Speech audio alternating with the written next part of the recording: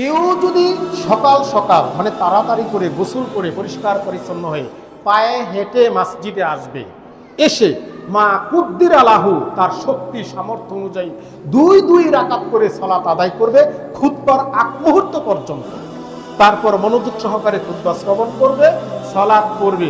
এইটুকু কাজ করার কারণে তার আমলনামায় বাড়ি থেকে আসতে যত ধাপ লেগেছে, জমিনে পা একবার ফেললে এক ধাপ বলা হয়, এইভাবে যত ধাপ লেগেছে প্রত্যেক ধাপের বিনিময়ে তার আমলনামায় 1 বছর নফল সিয়াম, 1 বছর নফল সালাত আদায় করলে যত নেকি হবে তার এক ধাপের বিনিময়ে তার আমলনামায় তত নেকি লিখে দেওয়া হবে।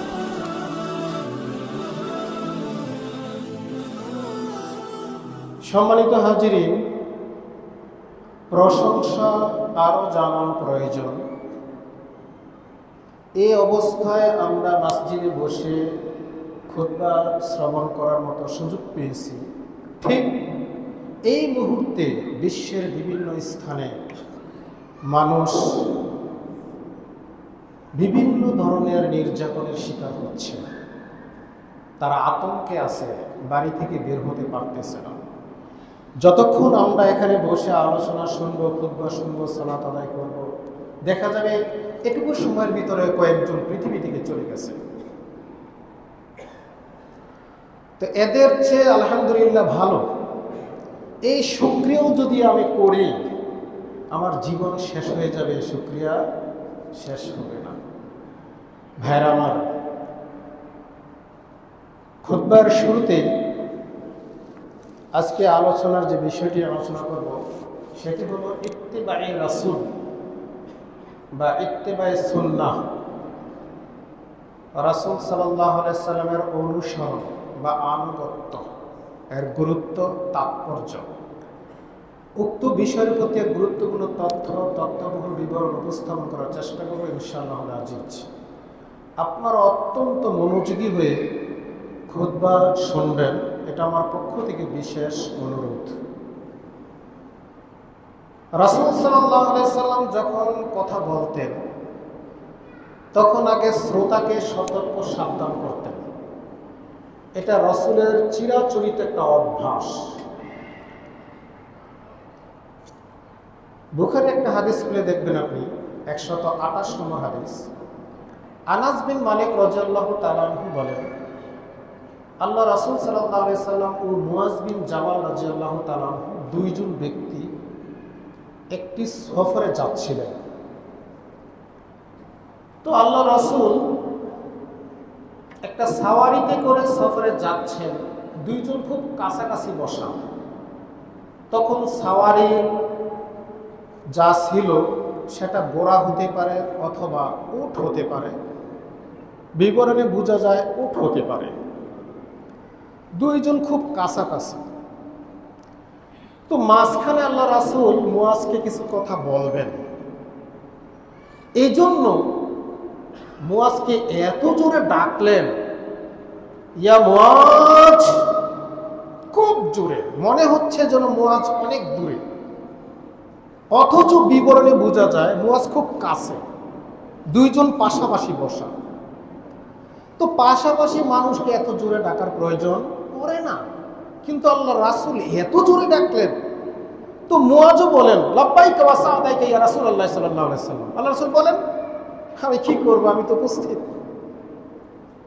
এই কথা আল্লাহ রাসূল শোনার পরেও আবার ডাকলেন খুব জোরে। তো দ্বিতীয়বারের জবাবও একই কথা। তো দ্বিতীয়বার জবাব শোনার পরে আল্লাহ রাসূল আবার ডাকলেন। তো তৃতীয়বারেও একই জবাব আসার পর এইবার বলছে, মুয়াজ শোনো, মা মিন আবদুন ইয়াশহাদু আল্লা ইলাহা ইল্লাল্লাহু ওয়া আন্না মুহাম্মাদান আবদুহু ওয়া রাসূলুহু সিদকান মিন কালবিহি, যেই ব্যক্তি মনের ভিতর থেকে, অন্তরের ভিতর থেকে স্বাচ্ছন্দ্য বোধে এই কথার স্বীকৃতি দিবে যে আল্লাহ হলেন আমার একমাত্র ইলাহ, এই সাক্ষী দিবে, আর মুহাম্মদ হলেন আমার নবী, আল্লাহর দাস, আল্লাহর বান্দা, এই কথাই যদি কেউ আন্তরিকতার ভিত্তিতে সাক্ষী দেয়, ইল্লা হারামাল্লাহু আলান নার, তার উপর থেকে জাহান্নামের আগুন হারাম করে দেওয়া হবে। আল্লাহ রাসূল যে কথা বলছেন এই কথাতে বোঝা যায় না যে এত গুরুত্ব দিলেন কেন আল্লাহ রাসূল। কেন? রাসূল সাল্লাল্লাহু আলাইহি সাল্লাম যখন কথা বলতেন উনি নিজে বানিয়ে সাজিয়ে কথা বলবেন এরকমটা নয়। যেহেতু আমরা জারি সূরা নাজমের 3 এবং 4 নম্বর আয়াতে আল্লাহ বলছেন ওয়ামা ইয়ানতিকু আনিল হাওয়া ইন হুয়া ইল্লা ওয়াহয়ু ইউহা। মুহাম্মদ বানিয়ে সাজিয়ে চিন্তা চেতনায় নিজের মস্তিষ্ক প্রসূত কোনো কথা বলবেন এরকম নয়, আল্লাহর পক্ষ থেকে আদিষ্ট হয়ে তারপর বলতেন। তো যে কথা আল্লাহর পক্ষ থেকে পেয়ে রাসূল বললেন, এই কথা যদি যারা শুনবে ওরা যদি অমনোযোগিতার সাথে শুনে, গাফলতির সাথে শুনে, বেয়াদবির সুরে শুনে, তাহলে আল্লাহ রাগ করবে না? রাসূল সাল্লাল্লাহু আলাইহি সাল্লাম হলেন রাহমাতুল লিল আলামিন। তো ওনার কথা শোনার পর মানুষ মনোযোগী হবে না, আর এতে করে আল্লাহ গোসা হবেন, রাগান্বিত হবেন, তখন আল্লাহর আযাব গজব চলে আসবে। এটা একটা স্বাভাবিক বিষয়। তো এই জন্য শ্রোতাকে আগে সাবধান করতেন, কিন্তু আমরা সেটাকে কেউ অনুধাবন করি না। যখনই কোরআন হাদিসের আলোচনা হবে তখনই একনিষ্ঠতার সাথে মনোযোগ সহকারে শ্রবণ করতে হবে, এর বাহিরে যাওয়ার কোনো সুযোগ নেই। আর মসজিদে আসতে তো অনেকগুলো নর্মস আছে, ম্যানার্স আছে, অনেকগুলো সিস্টেম আছে, ভদ্রতা আছে। এক, আপনি 2 হাঁটু উঁচু করে বসতে পারবেন না, নিষিদ্ধ। 2 হাঁটু উঁচু করে বসার কোনো সুযোগ নেই। 2টা হাঁটু উঁচু করে 2 হাতে ধরে বসা উচিত না, নিষেধ। তাহলে এটা একটা খেয়াল করতে হবে। কথা বলা তো দূরের কথা, মসজিদ একটু ময়লা পড়ে আছে এটা নিয়ে একটু খেয়াল তামসা করলেন, এইভাবে নাড়াচাড়া করলেন, আর মনে মনে বলতে লাগলেন খাদেম কাজটা করে কি? আল্লাহ রাসূল বলছেন তার জুমা শেষ। জুমা কি? সম্মানিত উপস্থিতি, সাধারণ একটা কথা, কেউ যদি জুমার দিন সকাল সকাল পরিষ্কার পরিচ্ছন্ন হয়ে, আবু দাউদের মধ্যে সহিহ সনদে হাদিস আসছে 345 নম্বর হাদিস, কেউ যদি সকাল সকাল মানে তাড়াতাড়ি করে গোসল করে পরিষ্কার পরিচ্ছন্ন হয়ে পায়ে হেঁটে মসজিদে আসবে, এসে মা কুদ্দির আলাহু তার শক্তি সামর্থ্য অনুযায়ী 2 রাকাত করে সালাত আদায় করবে খুতবার আগ মুহূর্ত পর্যন্ত, তারপর মনোযোগ সহকারে খুতবা শ্রবণ করবে, সালাত পড়বে। এইটুকু কাজ করার কারণে তার আমলনামায় বাড়ি থেকে আসতে যত ধাপ লেগেছে, জমিনে পা একবার ফেললে 1 ধাপ বলা হয়, এইভাবে যত ধাপ লেগেছে প্রত্যেক ধাপের বিনিময়ে তার আমলনামায় 1 বছর নফল সিয়াম, 1 বছর নফল সালাত আদায় করলে যত নেকি হবে তার 1 ধাপের বিনিময়ে তার আমলনামায় তত নেকি লিখে দেওয়া হবে। আল্লাহ অনেক দয়ালু, আমি বুঝি না। আল্লাহ আমাদের প্রতি অনেক মেহেরবান, কিন্তু আমি বুঝি না। আমি অজ্ঞ হয়ে থাকি, বোকা হয়ে থাকি। সম্মানিত উপস্থিতি, এই জন্য রাসূল সাল্লাল্লাহু আলাইহি সাল্লামকে বলছেন, মুহাম্মদ আপনি কি ধারণা করেন, সূরা ফুরকান 37 আয়াত খুলে দেখবেন, যে আপনি কি ধারণা করেন সবাই আপনার কথা শুনে আর বুঝে? সবাই আপনার কথা শুনেও না, বুঝেও না, অথচ তার কান আছে শোনার জন্য, তার হৃদয় আছে অনুধাবন করার জন্য, বুঝার জন্য, কিন্তু বুঝে না। এরা কি? এরা কাল আনাম, এরা হলো চতুষ্পদ জন্তুর মতো। চতুষ্পদ জন্তু মানে গরু ছাগলের মতো। আমার এত বড় সাহস নাই আপনাকে গরু বলতে পারি, ছাগল বলতে পারি। যিনি আপনার সৃষ্টিকর্তা তিনিই বলছেন, যারা মুহাম্মদের কথা শুনেও শুনে না, দেখেও দেখে না, বুঝেও বুঝে না, এরা তো গরু ছাগলের মতো। শুধু এখানেই থেমে গেছেন? এরপর আবার বলছেন সূরা আরাফের 179 নম্বর আয়াত খুলে দেখবেন, যে এরপর দলিলের উপর ভিত্তি করে যখন বুঝানো হয়, সঠিক কথা যখন প্রকাশ করা হয়, তখনও যদি না মানে, তখন তাদেরকে বলা হলো তারা হলো বালা আজাল, আরো নিকৃষ্ট প্রাণী। নিকৃষ্ট প্রাণী মানে কুকুর শৃগালের মতো। আমার ভাইয়েরা, আমরা যারা আছি ভদ্র মানুষ, আমরা বিবেচনা করতে পারি, তো আমাদেরকে আল্লাহ সুবহানাহু ওয়া তাআলা এগুলি বলেননি, এটা আমরা আশা করি। আমরা ভদ্র, নম্র, শিক্ষিত। পৃথিবীতে রাজত্ব করবে ভদ্র মানুষেরা, শিক্ষিত মানুষেরা। এরা কারা? পৃথিবীতে এই জাতি হলো সবচেয়ে ভদ্র জাতি। এই জাতি কোন জাতি? এই জাতি হলো মুসলিম জাতি। কিন্তু এরা করতে পারে না কেন? এদের ভিতরে দুর্বলতা। জানেন, একটু বলে রাখি, আমরা বলি কি, কোরআন মাজিদ আমাদের গাইডলাইন। আমরা এত সম্মানিত কেন আল্লাহর সৃষ্টির মধ্যে? আমাদের কাছে আল্লাহর বাণী আছে, কালামুল্লাহ, আল্লাহর কথা আছে, কোরআন মাজিদ আছে আমার কাছে। এই জন্য আমার এত দাম, এত পাওয়ার, এত ক্ষমতা, এত সম্মান। কিন্তু কোরআন, এটা কি আমার ভাষায়, আমার আঞ্চলিক ভাষায় এসেছে? আমি যে কথা বলতেছি এইভাবে এসেছে? কোরআন এসেছে আরাবিয়ান ভাষায়, কোরাইশি ভাষায়। ওই সময় লোকেরা যে ভাষায় কথা বলতো ওই ভাষায় এসেছে। তো ওই ভাষায় তো কোরআন এখনো রয়ে গেছে। তো আপনি কিভাবে বুঝবেন? আপনাকে আপনার ভাষায় বুঝতে হবে না? কেউ বলছে কোরআন বাংলা দিয়ে বোঝা যাবে না। কে বলছে জানেন? রিকশাওয়ালা বলেনি, কৃষক বলেনি, ব্যবসায়িক বলেনি, শিক্ষক বলেনি। বলছে কে? এক ধরনের আলেম। এরা বলছে এক অক্ষর পড়লে 10 নেকি পাবা।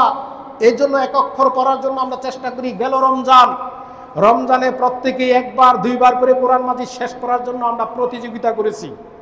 কিন্তু একবার কি চিন্তা করেছি যে ভাষাটা কি বলছে আল্লাহ একটু আমার ভাষায় বুঝি? শুধু এক অক্ষরে 10 নেকি পাওয়ার আশায় আমরা প্রতিযোগিতা করেছি। 1 বার, 2 বার, 3 বার করে শেষ করেছি। আর আরেক শ্রেণীর লোক মসজিদে খতমে তারাবি পড়ার জন্য তারাবিটাকে 2টা ভাগ করে দিয়েছেন। একটা হলো খতমে তারাবি আর একটা হলো সূরা তারাবি। মানুষ পারেও বটে। রাসূল সাল্লাল্লাহু আলাইহি সাল্লাম তার জিন্দেগিতে এইভাবে তারাবিকে ভাগ করেনি, সাহাবারা তার জিন্দেগিতে এইভাবে তারাবি ভাগ করেনি। কিন্তু আমি মুফতি এটাকে ভাগ করে দিলাম। অনেক মানুষ আছে যে মসজিদে খাতমে তারাবি পড়ানো হয় না, এই মসজিদে তারাবি পড়ে না। অনেক আছে, ওরা আবার উঁচু লেভেলের, সেক্রেটারি পর্যায়ে। এরা মসজিদে এসে জিজ্ঞেস করে, এখানে কি খতমে তারাবি পড়ায়? না না, সূরা তারাবি। ও আচ্ছা আচ্ছা, উনি চলে গেল। ওনার চিন্তা, উনি পড়ার সুযোগ পায় না। অন্তত তারাবির সালাতরা যদি খতমে মানে এইভাবে পড়তে পারে, তাহলে কোরআন মাজিদ একবার শেষ হয়ে যাবে। তাহলে এই বুদ্ধি বিবেক দিয়েছে কে? টুবিওয়ালা, দাড়িওয়ালা, পাঞ্জাবিওয়ালা, জুব্বাওয়ালারা। তারপর আরেকটা হাদিস আপনাকে খুব প্রচুর বলে, সহিহ বুখারী হাদিসটি দেখবেন, 5027 নম্বর হাদিস। ওসমান বিন আফফান রাদিয়াল্লাহু তাআলা আনহু বলেন, রাসূল সাল্লাল্লাহু আলাইহি সাল্লাম বলছেন, খায়রুকুম মান তাআল্লামাল কুরআনা ওয়া আল্লামাহু। পরিচিত হাদিস। সে হলো শ্রেষ্ঠ ব্যক্তি কে? যে নিজে কোরআন শিখে অন্যকে শিখায়। এর উপর ভিত্তি করে সারা দেশে হেফজখানা ভরে গেছে। কোরআন শিখানো হচ্ছে, নিজে শিখতেছে, আরেকজনকে শিখাচ্ছি। বিষয় কি আল্লাহ রাসূল এভাবে বলছিলেন? কেউ কিন্তু অনুধাবন করি না। ভাইরে, আমার তো গাইডলাইন কোরআন মাজিদ, আমাকে বুঝতে হবে না? সারা পৃথিবীকে সুন্দর করার জন্য ইহুদি খ্রিস্টান সহ খুব উঁচু লেভেলের ব্যক্তিরা যত গবেষণা করে, সব গবেষণার মূল হলো কোরআন মাজিদ। ওরা ইংরেজিতে কোরআন মাজিদ তাদের কাছে আছে, ফার্সি ভাষায় কোরআন মাজিদ তাদের কাছে আছে অনুবাদ করা। এটা নিয়ে তারা গবেষণা করে, রিসার্চ করে, তারপরে এরা এটা তৈরি করছে মানুষ সুবিধার্থে। আর আমরা মুসলিম এক অক্ষরে 10 নেকির পিছনে পড়ে আছি। যদিও পড়া দরকার, পড়তে হবে, কিন্তু আমার ভাষায় সেটা বিবেচনা করা উচিত ছিল। সম্মানিত উপস্থিতি, তাহলে এই বিষয়টা একটু খেয়াল করবেন। রাসূল সাল্লাল্লাহু আলাইহি সাল্লাম কথা বলার আগে সতর্ক সাবধান করতেন। তাই আপনাদের প্রতি আমি আবারও বলছি, মনোযোগী হওয়ার জন্য চেষ্টা করবেন। ইত্তিবায়ে সুন্নাহ, রাসূলের অনুসরণ, এই কথা আমরা অনেক শুনেছি। রাসূল অনুসরণ করতে হবে, অনেক শুনেছি। এই মর্মে কোরআনে 1 নয় 2 নয় 20-এর অধিক আয়াত নাজিল হয়েছে। শুধু রাসূল সাল্লাল্লাহু আলাইহি সাল্লামের অনুসরণ করতে হবে, তার আনুগত্য করতে হবে। আল্লাহ ডিক্লারেশন দিয়েছেন 20-এর অধিক আয়াত। এর মধ্যে একটা গুরুত্বপূর্ণ কথা, সূরা ইমরান 31 নম্বর আয়াত, যদি খোলেন দেখতে পারবেন। আল্লাহ সুবহানাহু ওয়া তাআলা বলছেন, কুল ইন কুনতুম তুহিব্বুনাল্লাহ ফাত্তাবিউনি। মুহাম্মদ, আপনি আপনার উম্মতকে বলেন, ইন কুনতুম তুহিব্বুনাল্লাহ, হে আমার উম্মত, তোমরা কি আল্লাহকে ভালোবাসতে চাও? ধরেন আপনাকে বলা হচ্ছে, হে পূর্বপাড়া মসজিদের মুসল্লিবৃন্দ, তোমরা কি আল্লাহকে ভালোবাসতে চাও? তো আপনি বলবেন, হ্যাঁ ভালোবাসতে চাই, আল্লাহর ভালোবাসাই তো সব। এই কথা বলার পর বলছেন, ফাত্তাবিউনি, তাহলে আমার অনুসরণ করো। আল্লাহকে ভালোবাসতে হলে কার অনুসরণ করা লাগবে? মুহাম্মদ সাল্লাল্লাহু আলাইহি সাল্লামের। শুধু কি সলাতে, সিয়ামে, হজে, জাকাতে, তাসবিহ তাহলিল, জিকির আজগার, কোরআন তেলাওয়াত ইত্যাদিতে? সূরা আহজাবের 21 নম্বর আয়াত খুলে দেখবেন, আল্লাহ সুবহানাহু ওয়া তাআলা বলছেন, লাকাদ কানা লাকুম ফি রাসূলিল্লাহি উসওয়াতুন হাসানাহ, অবশ্যই রাসূল সাল্লাল্লাহু আলাইহি সাল্লামের জীবনে রয়েছে তোমাদের জন্য উত্তম নিদর্শন, উত্তম ব্যবস্থাপনা। বিষয় কি? রাসূল সাল্লাল্লাহু আলাইহি সাল্লামের জীবন হলো তোমাদের জন্য উত্তম জীবন। রাসূল সাল্লাল্লাহু আলাইহি সাল্লামের রীতিনীতি হলো তোমাদের জন্য উত্তম রীতিনীতি। রাসূল সাল্লাল্লাহু আলাইহি সাল্লামের দেখানো পথ উপদ্ধতি হলো তোমার জন্য উত্তম পথ উপদ্ধতি। এই কথার প্রেক্ষাপটে আবু দাউদের একটা হাদিস খুলে দেখা যায়, 1609 নম্বর হাদিস খুলে দেখবেন, 1529 নম্বর হাদিস খুলে দেখবেন। আবু সাইদ খুদরি রাদিয়াল্লাহু তাআলা আনহু বলেন, রাসূল সাল্লাল্লাহু আলাইহি সাল্লাম বলছেন, মান ক্বালা রাজিতু বিল্লাহি রাব্বাও ওয়া বিল ইসলামি দীনাও ওয়া বি মুহাম্মাদিন নাবিয়্যান সাল্লাল্লাহু আলাইহি সাল্লাম ওয়াজাবাত লাহুল জান্নাহ।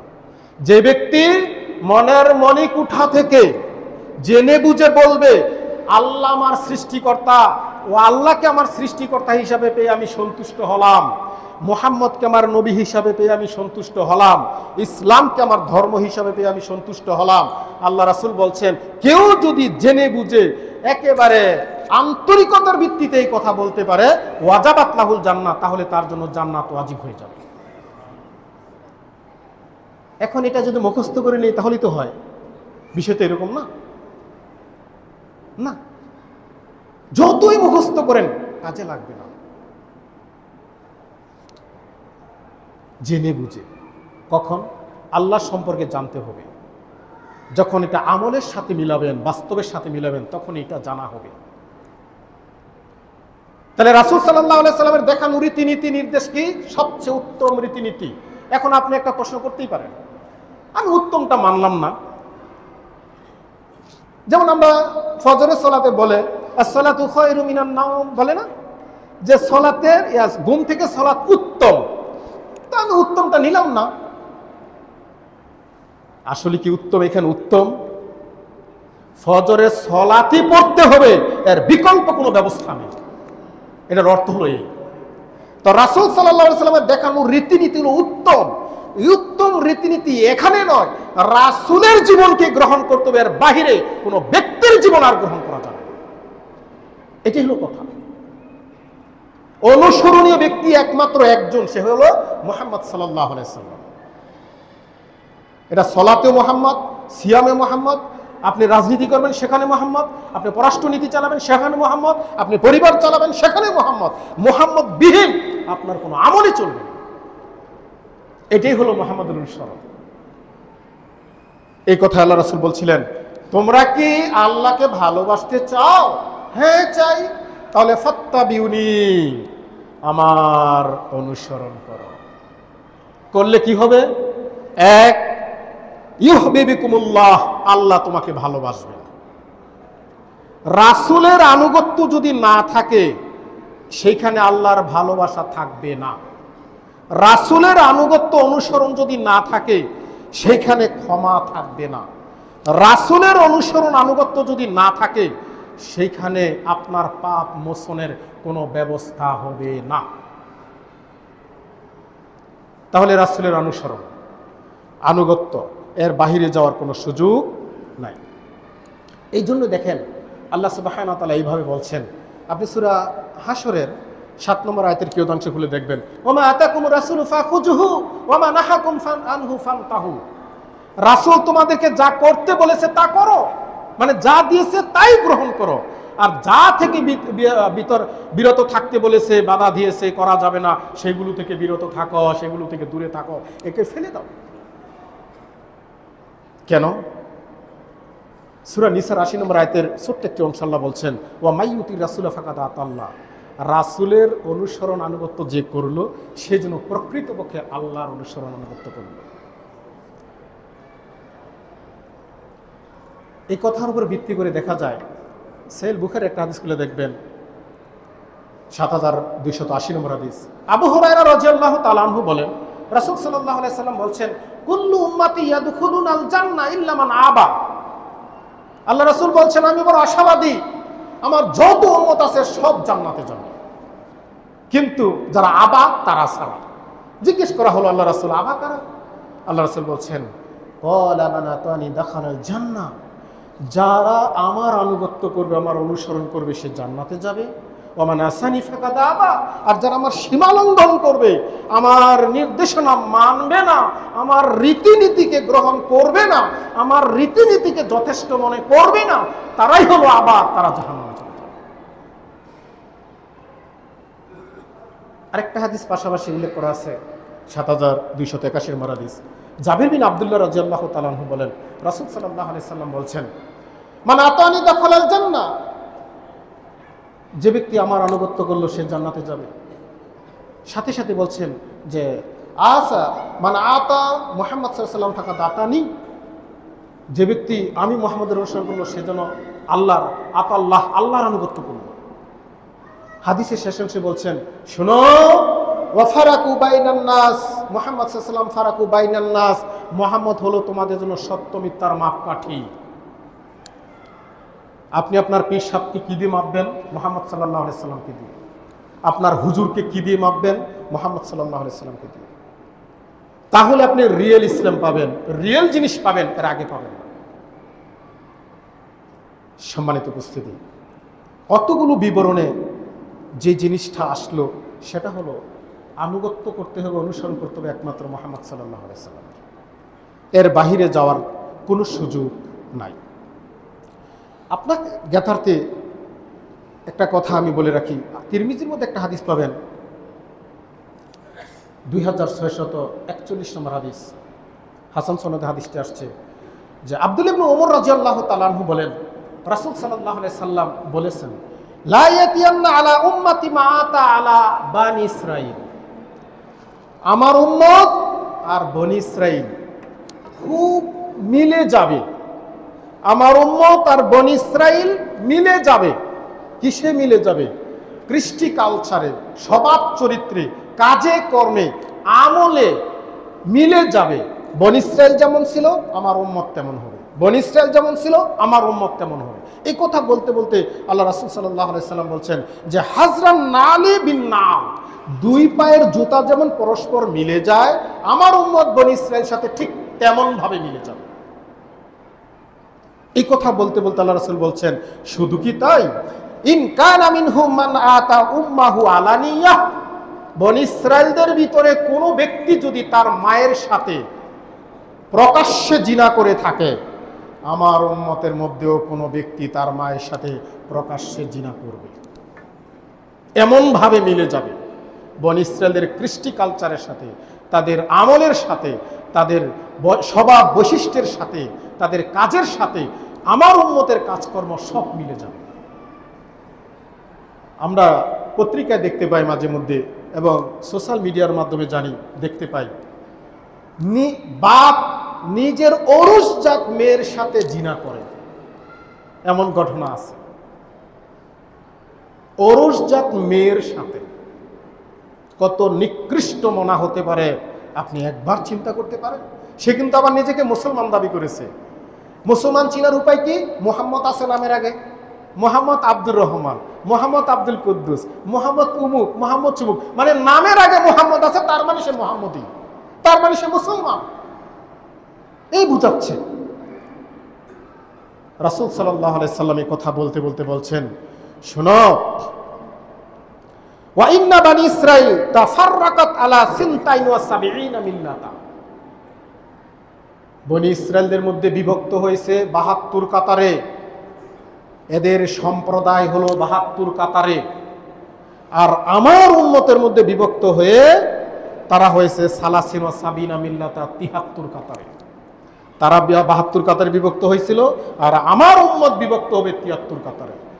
এই কথা বলেই কি আল্লাহ রাসূল বলছেন কুল্লুহুম ফিন্নার ইল্লা মিল্লাত ওয়াহিদা, সবাই জাহান্নামে যাবে শুধুমাত্র একটা দল ছাড়া। এই কথা শোনার পর সাহাবারা বলছেন আল্লাহ রাসূল সেই দলটা কারা? রাসূল সাল্লাল্লাহু আলাইহি সাল্লাম বললেন মা আনা আলাইহি ওয়া সাহাবী, যেই নীতিতে যেই পদ্ধতিতে আমি এবং আমার সাহাবারা আছি, এই নীতিতে এই পদ্ধতিতে যারা থাকবে তারাই জান্নাতে যাবে, আর বাকিগুলি সব জাহান্নামে যাবে। অন্য একটা রাওয়াতে আসছে মুসনাদে হাকিমের মধ্যে যে এখানে বলা আছে মা আনা আলাইহি লিয়াউমা ওয়া সাহাবী, আজকের দিনে রাসূল সাল্লাল্লাহু আলাইহি সাল্লাম বলছেন আজকের দিনে আমি এবং আমার সাহাবারা যেই নীতিতে যেই পদ্ধতিতে যেই বিধানের উপর আছি, এই নীতি পদ্ধতির উপর যারাই থাকবে তারা জান্নাতে যাবে। একবারে ক্লিয়ার কাট কথা। রাসূলের নীতি ছাড়া, পদ্ধতি ছাড়া, দেখানো কোনো বিষয় ছাড়া, নিয়ম নীতি ছাড়া আপনি অন্য কোনো নিয়ম নীতি মেনে যদি চলেন, আপনার জন্য জান্নাতের কোনো সুযোগ নেই। তাহলে চিন্তার একটা বিষয় থেকে যায় না? রাসূল সাল্লাল্লাহু আলাইহি সাল্লাম তার নীতিতে যারা থাকবে তারা জান্নাতে যাবে, তার দেখানো রীতি পদ্ধতিতে যারা থাকবে তারা জান্নাতে যাবে। একটা হাদিস আপনি মুসনাদে আহমদের মধ্যে পাবেন, 3338 নম্বর হাদিস। এটা আবার মাদ্রাসায় পাঠ করানো হয় মিশকাতের মধ্যে, 186 নম্বর হাদিসের মধ্যে উল্লেখ করা আছে, হাসান সনদে হাদিসটি আসছে। আনাস বিন মালিক রাদিয়াল্লাহু তাআলা আনহু বলেন রাসূল সাল্লাল্লাহু আলাইহি সাল্লাম তার জীবনের শেষের দিকে 80 দিন থাকা অবস্থায়, এই কথা বলার পর আল্লাহ রাসূল 80 দিন পৃথিবীতে বেঁচে ছিলেন, তখন বলছেন হে আমার উম্মত তারাকতু ফিকুম আমরাইনি, আমি তোমাদের নিকট দুটা নির্দেশ রেখে যাচ্ছি। হে আমার উম্মত আমি তোমাদের নিকট দুটা নির্দেশ রেখে যাচ্ছি। মা তামাসসাকতুম লান তাযিল্লু মা তামাসসাকতুম, যারাই এই দুটা নির্দেশকে ধরে রাখতে পারবে, এই দুটা নির্দেশ অনুযায়ী চলতে পারবে, এই দুটা নির্দেশ অনুযায়ী নিজের জীবন চালাতে পারবে, এই দুটা নির্দেশ অনুযায়ী সামাজিক জীবন চালাতে পারবে, রাষ্ট্রীয় জীবন চালাতে পারবে, পারিবারিক জীবন চালাতে পারবে, তারা কখনোই ক্ষতিগ্রস্ত হবে না। লান তাজিল্লু, শয়তান তাদেরকে পথভ্রষ্ট করবে না, শয়তান তাদেরকে ধোকায় ফেলতে পারবে না, শয়তান ওই পরিবারকে ধ্বংস করবে না, ওই সমাজকে ধ্বংস করবে না, এরা বিপদগামী হবে না। দুটা নির্দেশ, এক কিতাব আল্লাহ, আল্লাহর কিতাব কোরআন মাজিদ, কোরআন মাজিদ রেখে গেলাম। যারা কোরআন মাজিদ অনুযায়ী চলবে, কোরআন মাজিদ অনুযায়ী পরিবার চালাবে, কোরআন মাজিদ অনুযায়ী সমাজ চালাবে, তারা কখনো বিপদগামী হবে না, ক্ষতিগ্রস্ত হবে না, শয়তান তাদেরকে ক্ষতির মধ্যে নিতে পারবে না। দুই ওয়া সুন্নাতা রাসূলিহি, তার রাসূলের সুন্নাত। সুন্নাত মানে কি? আমরা কি বুঝি? জোহরের ফরজের আগে 4 রাকাত, ফরজের পরে 2 রাকাত, মাগরিবের ফরজের পরে 2 রাকাত, ইশারের ফজরের সালাতের আগে 2 রাকাত, এটাকে আমরা সুন্নাত মনে করি। কিন্তু কি বিষয়টি এটা? সুন্নাত মানে হলো নিয়ম, সুন্নাত মানে হলো পদ্ধতি, সুন্নাত মানে হলো দেখানো রীতিনীতি।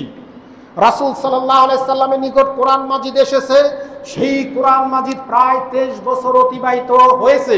23 বছরের মাধ্যমে মানুষের নিকট ব্যাখ্যা বিশ্লেষণ সহকারে বুঝিয়ে দিয়ে গেছেন, সেই নিয়ম নীতিটাকে বলা হয় রাসূলের সুন্নাহ। আমরা কিন্তু ঠিকই যাকে কবরে রাখি তখন একটা সুন্নত বলি। কি বলি? কবরে যখন লাশ রাখি সবাই আমরা বলছি, কে হানাফি, কে আহলে হাদিস, কে শাফি, কে হাম্বলি, সবাই বলছি বিসমিল্লাহি ওয়া আলা মিল্লাতি রাসূলিল্লাহ, বিসমিল্লাহি ওয়া আলা সুন্নাতি রাসূলিল্লাহ। কি বললাম? আল্লাহ তোমার নামে শুরু করলাম, এই ব্যক্তিকে তোমার রাসূলের নিয়মে রেখে গেলাম। সুন্নাত মানে নিয়মে রেখে গেলাম, তোমার রাসূলের নিয়মে রেখে গেলাম। মৃত ব্যক্তিকে রাসূলের নিয়মে রাখতে হবে, আর জীবিত মানুষকে রাসূলের নিয়মে চলতে হবে না? এটা কিন্তু আপনার মাথায় কাজ করে না। মৃত ব্যক্তির ক্ষেত্রে রাসূলের নিয়মটা আমি ঠিকই ফলো করলাম, কিন্তু জীবিত মানুষের ক্ষেত্রে সেটা বিবেচনা করিনি। কিছুদিন গেল, রমজান চলে গেছে, তাই না? আমরা শাওয়াল মাসের দ্বিতীয় সপ্তাহে উপস্থিত। রমজান কেন দিল বিবেচনার দরকার। অনেক আলোচনা শুনেছেন। আল্লাহ যে আপনার প্রতি দয়াবান, মেহেরবান, করুণাময়, আপনি তো বুঝেন না। শয়তান আপনাকে বিপদে ফেলে জাহান্নামে নিবেই নিবে, এটা তার চেষ্টা। আর আল্লাহ আপনাকে জাহান্নাম থেকে বাঁচানোর কত যে ব্যবস্থা করতেছেন সেটা মানুষ হিসাবে আপনি অনুধাবন করেন না। যারা রমজান পেয়েছে তারা আল্লাহর পক্ষ থেকে বিশেষ দয়া পেয়েছে। কেন? রমজান এমন একটি মাস, যেই মাসের মধ্যে আল্লাহ অনেকগুলো ব্যবস্থা করেছেন। এক, সিয়াম। কেউ যদি সিয়াম থাকে, সিয়াম থাকার পর তার পিছনে সব পাপ ক্ষমা হয়ে যাবে। কেউ যদি রমজান মাসে রাত্রিতে কিয়ামুল লাইল আদায় করে, সেটা তারাবি হোক অথবা তাহাজ্জুদ হোক, যদি করে তাহলে তার পাপ ক্ষমা হয়ে যাবে। কেউ যদি লাইলাতুল কদর রাত্রিতে ইবাদত করে, তাহলে তার পাপ ক্ষমা হয়ে যাবে। এটা কেন করেছেন? আল্লাহ আপনাকে ভালোবাসেন।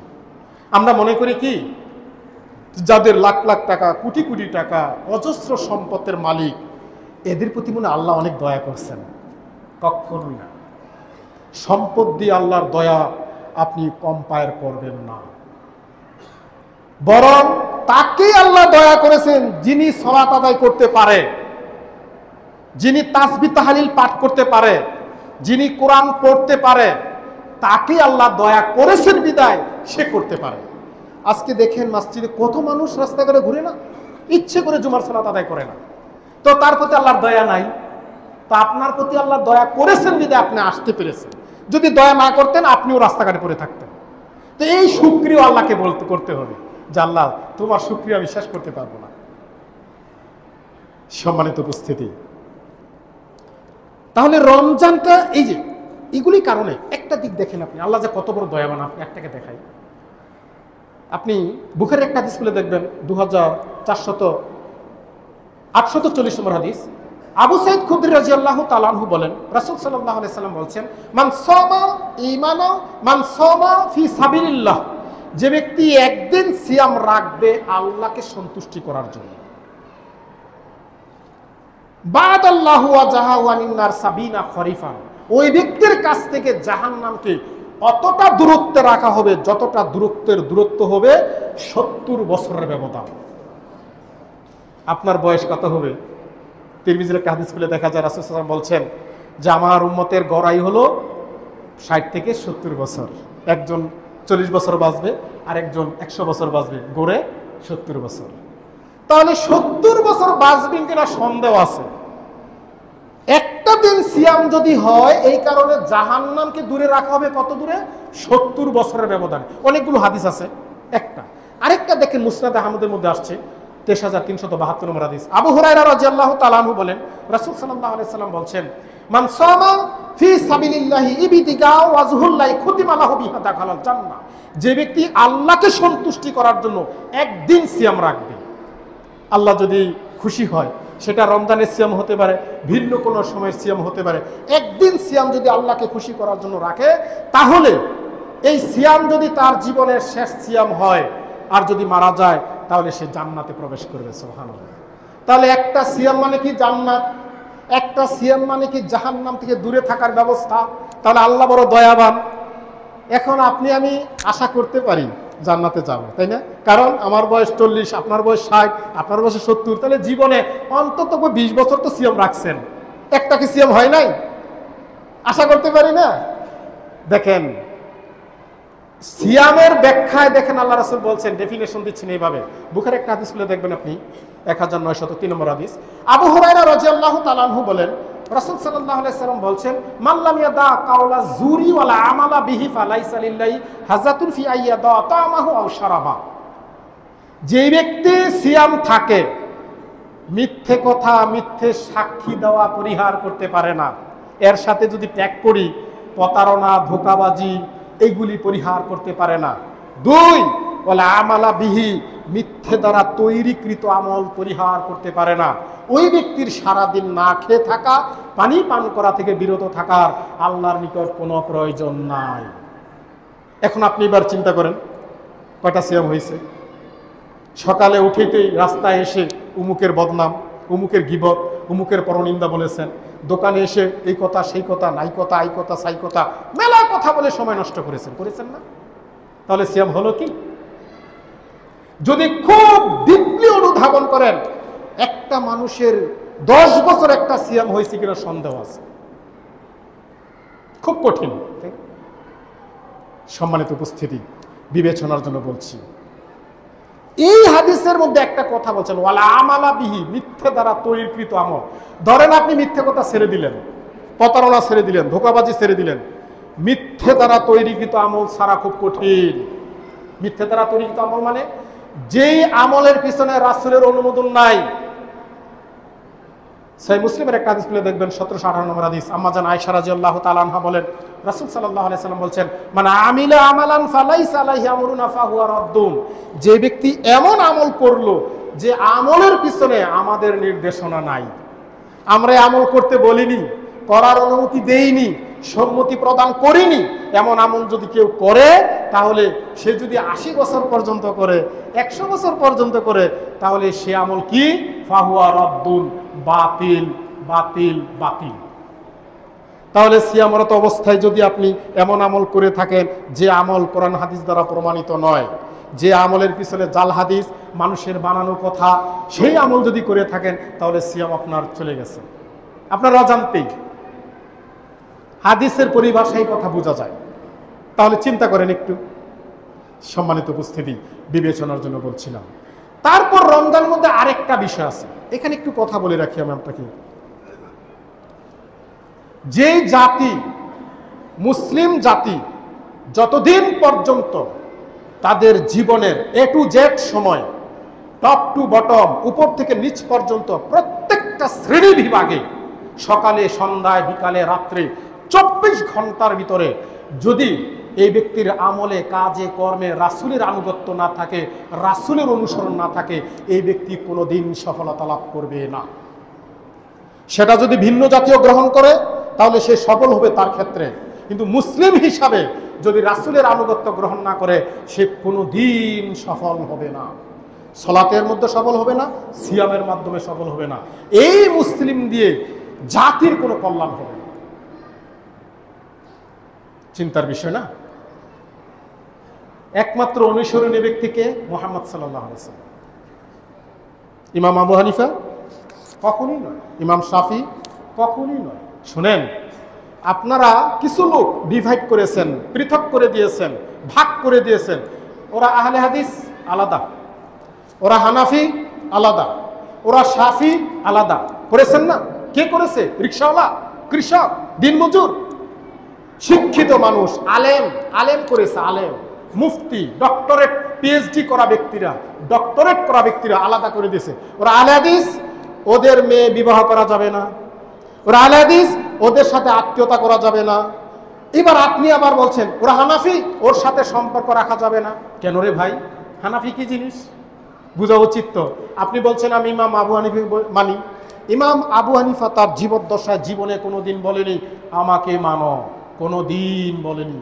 I can challenge everyday, I can challenge everyday. আপনি পারলে, সক্ষমতা আপনি প্রমাণ করেন।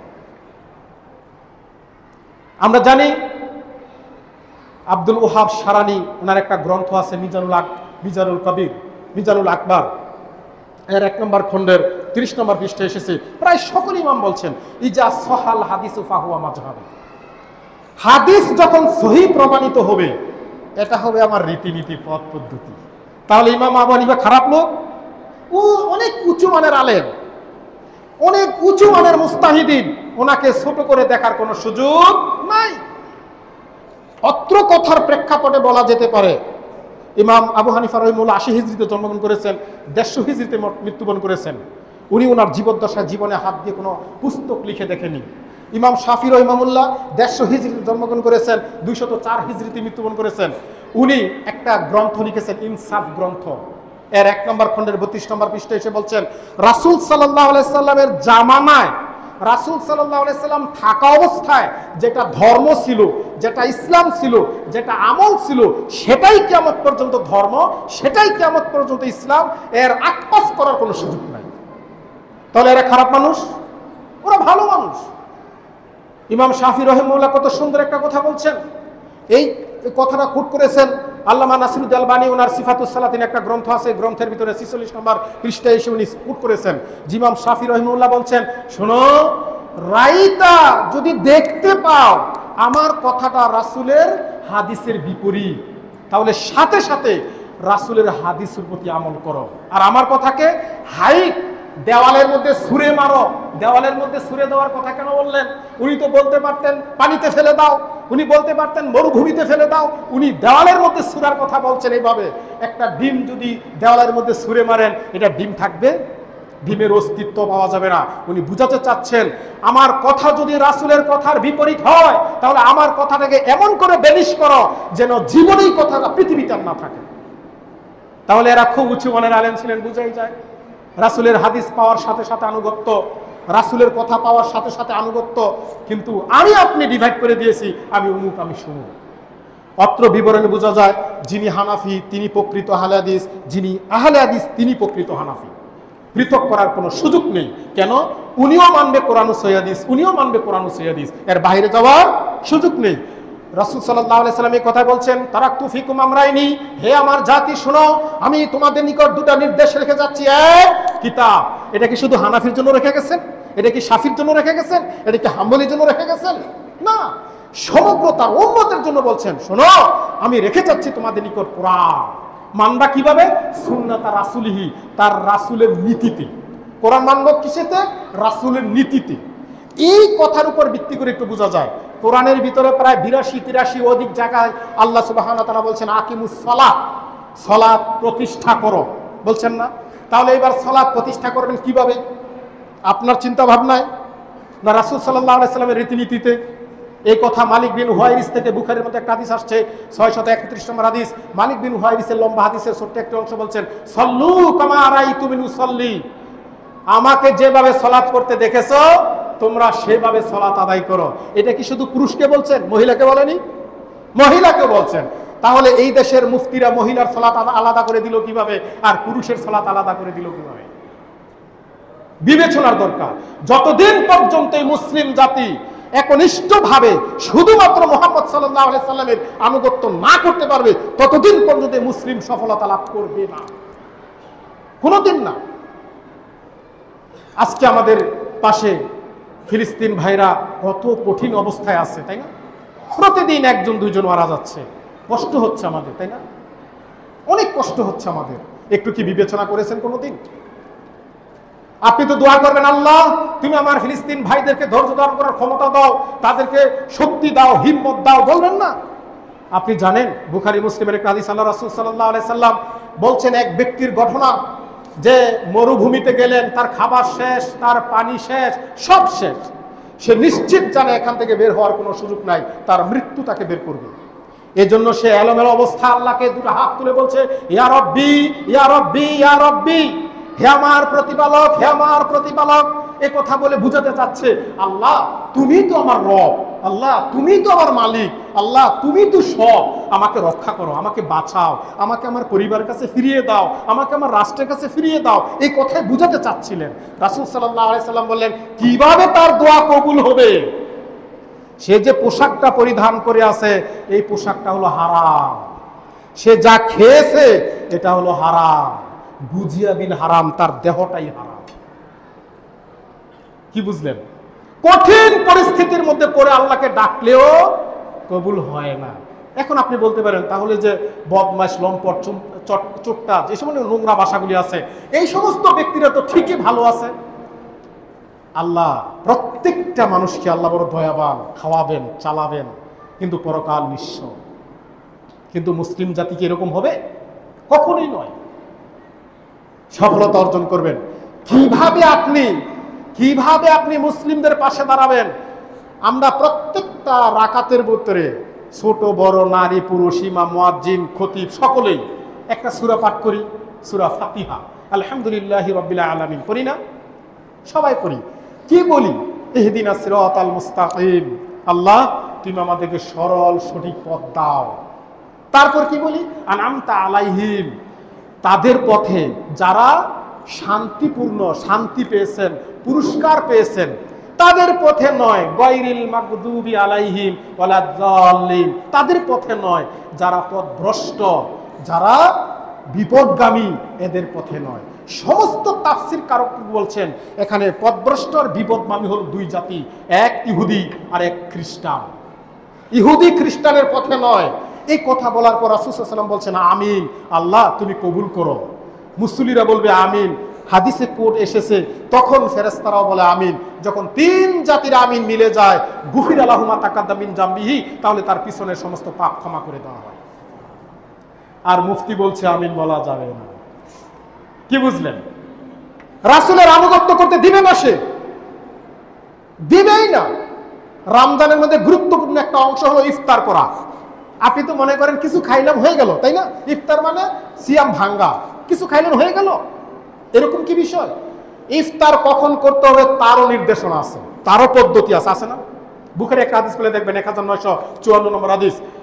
ওমর বিন খাত্তাব রাদিয়াল্লাহু তাআলা আনহু বলেন রাসূল সাল্লাল্লাহু আলাইহি সাল্লাম বলেছেন,